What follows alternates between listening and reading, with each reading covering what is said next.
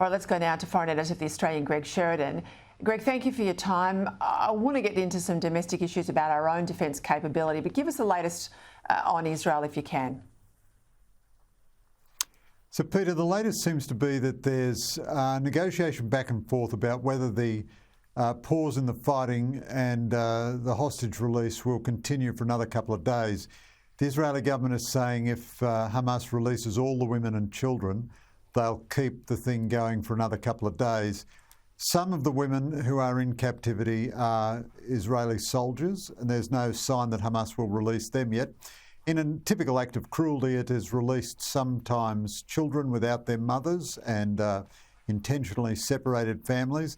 It's also not clear that Hamas knows where all the hostages are. It seems to have sold hostages to other Islamic terror groups, and I fear that a number of the hostages may be dead. But after all the women and children are gone, then the negotiations will be on for the male prisoners, and Hamas will want, well, Hamas is said to want all the Palestinians out of Israeli jails for the male prisoners.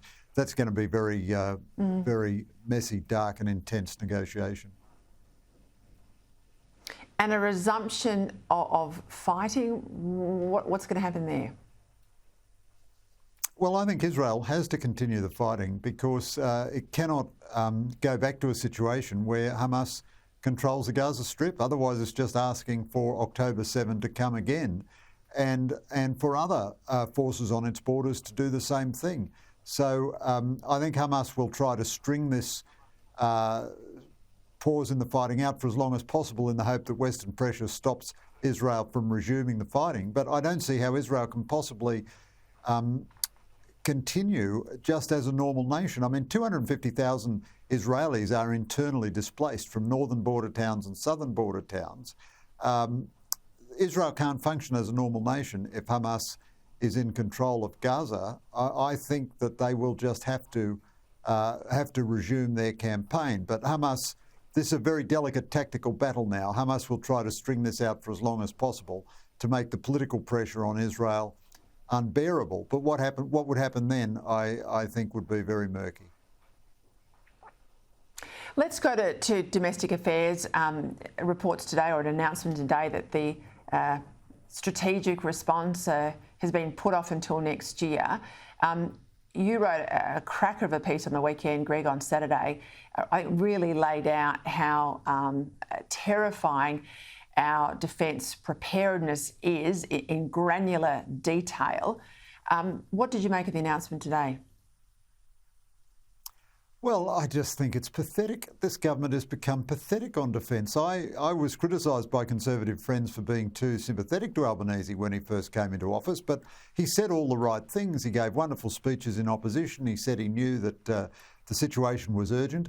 They had this defence strategic review, they said, rather than a normal defence white paper, because they wanted to move fast.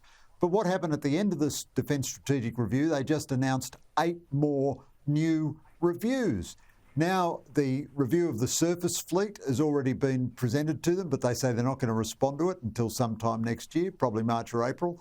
Now they say their industry plan, they're not going to publish that until next year. They haven't got their integrated investment plan going, while they are cutting left and right and are not going to purchase one new significant weapons system, not one new surface combatant, not one new fighter jet, not one new missile on our submarine for the next decade. At the same time, defence underspends by about $600 million last year because the situation is just so chaotic, it can't actually get the money out the door. I mean, this is a almost criminally negligent government on defence, and I think the opposition ought to make a lot more about it.